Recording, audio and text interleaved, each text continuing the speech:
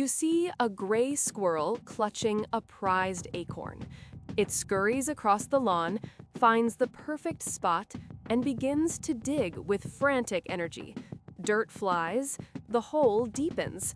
It carefully pushes the acorn in, nudges it with its nose, and then meticulously covers the hole, patting the soil and covering it with leaves. It's a perfect burial, except for one detail. The acorn never left its mouth. The entire performance was a lie, a carefully constructed piece of theater for an unseen audience. This act of deceptive caching is not random. Researchers at the University of Exeter found that squirrels primarily engage in this behavior only when they are aware of being watched.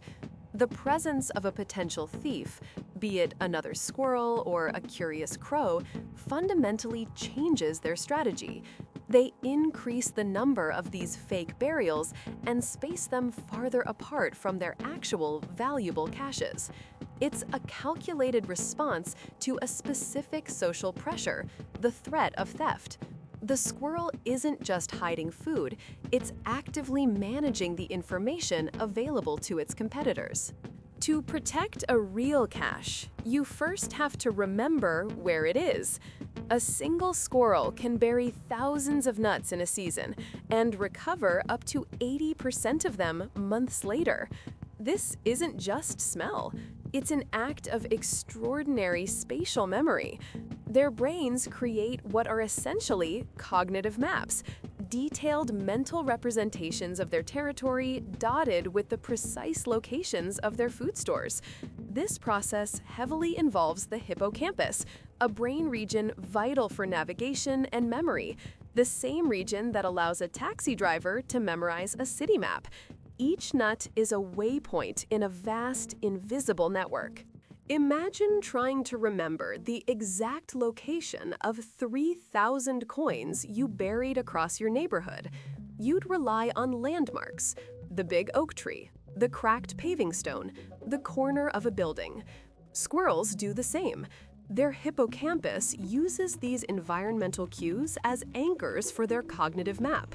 But what's happening when they create a fake cache? They are deliberately creating a false data point on the mental map of their rival.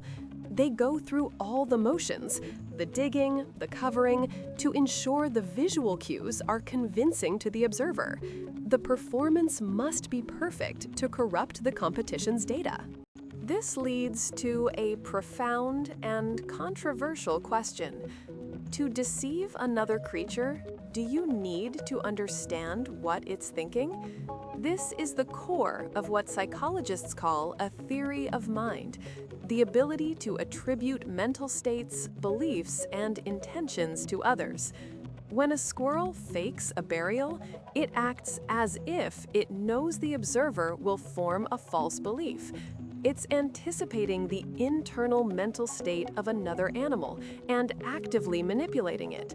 This is a cognitive feat once thought to be exclusively human, or perhaps limited to great apes. The alternative, more conservative explanation is that this is simply a highly sophisticated, learned behavior. Perhaps squirrels that performed these deceptive movements were more successful at keeping their food, so the behavior was passed down. They may not understand the concept of belief at all. Instead, they just know, when another squirrel watches, perform these actions, and my real food is safer. It's a behavioral rule, not a window into another's mind. The challenge for scientists is designing experiments that can tell the difference. How do you prove what an animal is actually thinking? Some studies try to tackle this by changing what the observer can know. For instance, scrub jays, another caching animal, will re-hide their food if they were observed during the initial caching. But crucially, they only re-hide it if the original observer is absent during the re-hiding. They seem to track who knows what. With squirrels, similar experiments suggest they understand the link between seeing and knowing. They are more likely to perform deceptive caching when the observer has a clear, unobstructed line of sight. If the observer's view is blocked, even momentarily, the rate of deception drops. This suggests the squirrel's actions are tailored to the specific perceptual state of its rival. So, does a squirrel have a conscious awareness of another's mind? Probably not, in the way we do. It's unlikely they are philosophizing about the nature of belief. But their behavior is driven by incredibly complex neural machinery that, in effect, models the future actions of competitors based on what those competitors have seen. It's a functional theory of mind, even if it's not a philosophical one.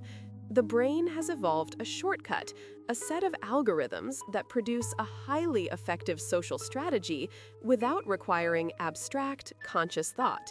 It's intelligence without introspection.